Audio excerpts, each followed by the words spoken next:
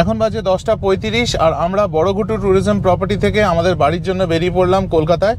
আর এখন এখান থেকে আমাদের ডিস্টেন্স হচ্ছে 221 কিলোমিটার আর সময় লাগবে 5 ঘন্টা 30 মিনিটের মতো।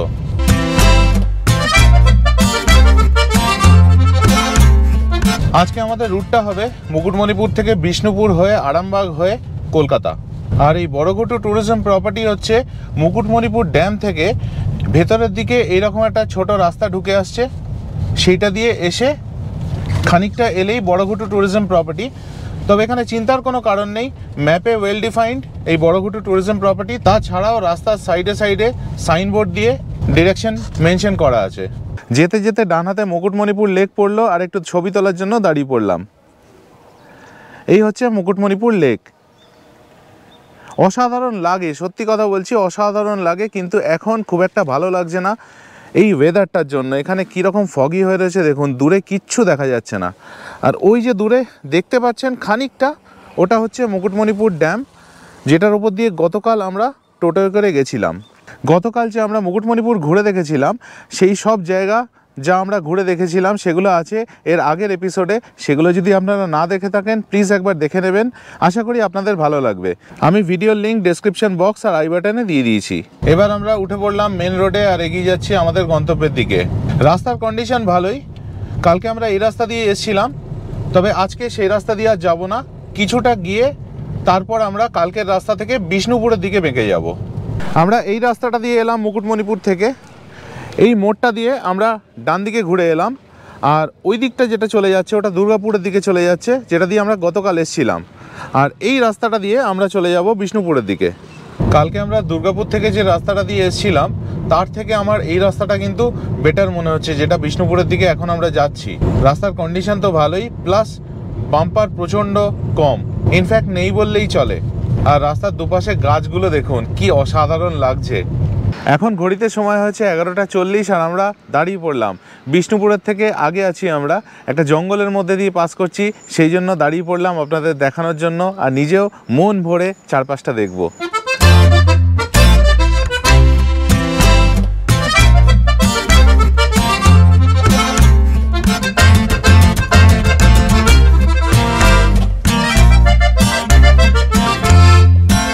কিছু ছবি তুলে নিলাম, এবার আবার এগিয়ে যাব। এরপরে আরেকটা কিন্তু জঙ্গল পড়বে, বিষ্ণুপুরের পরে জয়পুর ফরেস্ট পড়বে, সেখানেও দাঁড়াবো, সেটাও আপনাদের দেখাবো।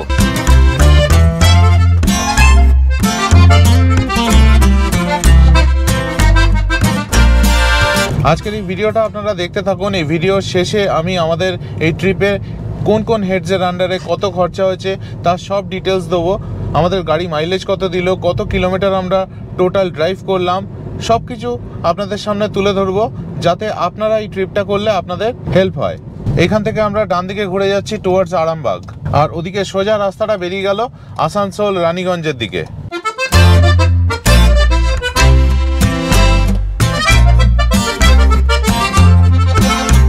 এই ক্রসিং থেকে আমরা সোজা চলে যাব আরামবাগ হয়ে কলকাতার দিকে, আর ডান দিকে ঘুরে গেলে 2 কিলোমিটার গেলে বিষ্ণুপুর। বিষ্ণুপুর ক্রস করে খানিকটা এগোতেই শুরু হয়ে গেল জয়পুর ফরেস্ট। আমরা এখন জয়পুর ফরেস্টের মাঝখান দিয়ে এগিয়ে চলেছি। রাস্তার সাইডে অনেক জায়গায় বোর্ড দেখতে পাচ্ছি, এলিফ্যান্ট ক্রসিং জোন, মানে এখান দিয়ে হাতি পারাপার হয়। আরেকটা জায়গায় গুগল দেখতে পেলো ড্রাইভ স্লো ডিয়ার ক্রসিং, তার মানে ওখান দিয়ে হরিণ পারাপার হয়। এগুলো দেখে সত্যিই ভালো লাগে। আমরা শহরে যারা থাকি তারা তো সচরাচর এগুলো দেখতে পারি না, এখানে সত্যি দেখে ভালো লাগে। আর এখনও পর্যন্ত আমরা বহু জায়গায় গেছি, কোথাও আমাদের এতটা ভালো কপাল ছিল না যে সামনে দিয়ে হাতি কিংবা হরিণ কিংবা অন্য কিছু পারাপার করছে এবং সেটা আমরা দেখতে পাচ্ছি। আমরা কিছু ছবি তোলার জন্য জয়পুর ফরেস্টের মাঝখানে দাঁড়িয়ে পড়েছি। বাঁদিকে গাড়ি সাইড করে বেশ কিছু ছবি তুলে নিচ্ছি, তারপর আবার এগিয়ে যাব।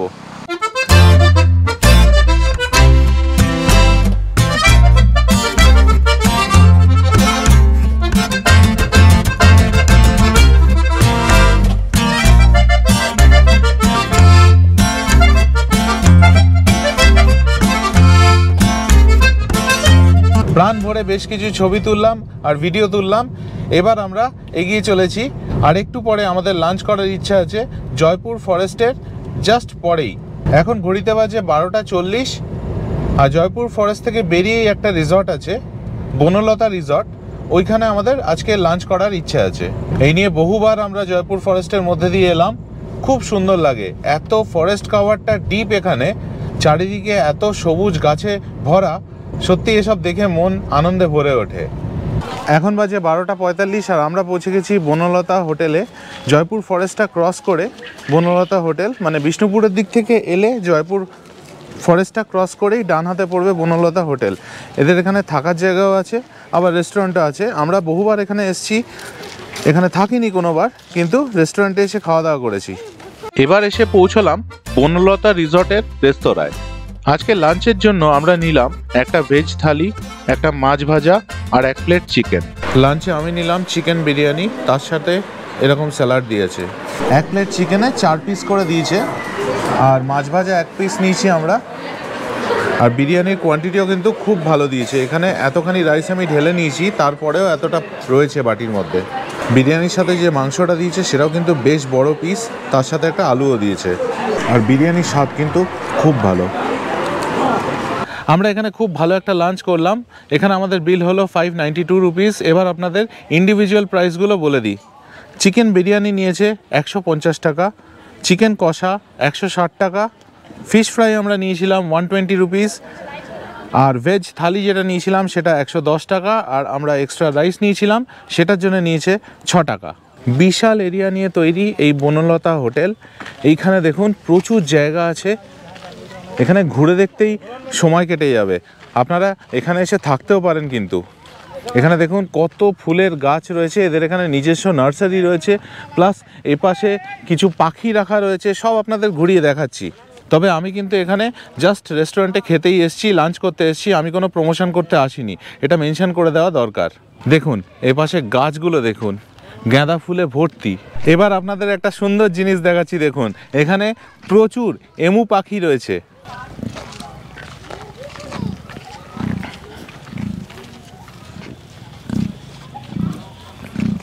এই প্রথম আমি এত কাছ থেকে এমু পাখি দেখলাম। এদিকেও রয়েছে আর এদিকেও ভর্তি এমু পাখি, এই যে ঘুরে বেড়াচ্ছে এরা সব। আমাদের তো সময় অল্প, আমরা জাস্ট লাঞ্চ করতে এসেছি, কিন্তু যারা এখানে থাকবেন তারা কিন্তু এইখানে অনেকক্ষণ ধরে ঘুরে বেড়াতে পারবেন। এইবার দেখুন, দেখুন এখানে কত টার্কি রয়েছে।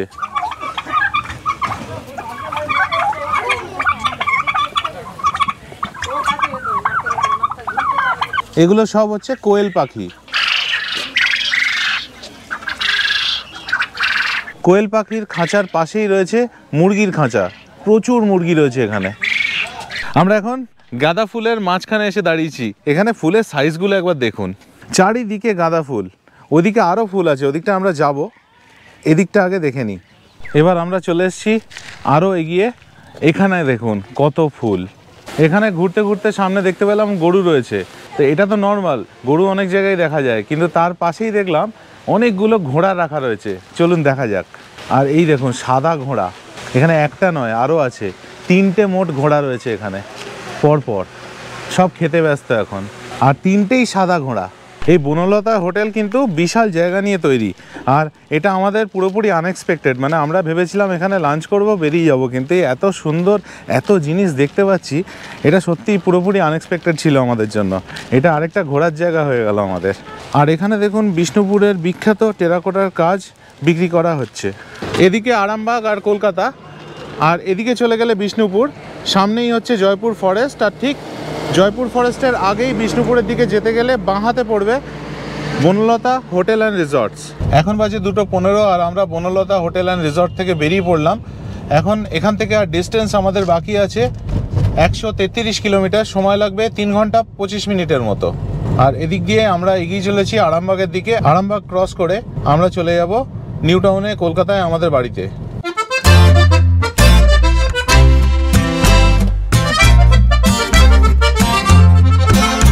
এখন বাজে 3:10 আর আমরা এখন ক্রস করে যাচ্ছি আরামবাগ।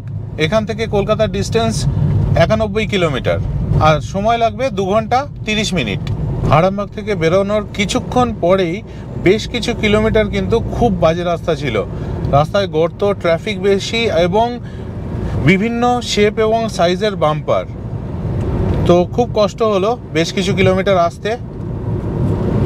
আর এখন আমরা ডানকুনির দিকে এগিয়ে চলেছি। এখান থেকে ডানকুনি হচ্ছে 52 কিলোমিটার। এখন রাস্তাটা তুলনামূলকভাবে অনেকটা বেটার হয়ে গেল। আজকে মুকুটমণিপুর থেকে কলকাতা আসতে আমাদের টোটাল টোল দিতে হলো 65 টাকা।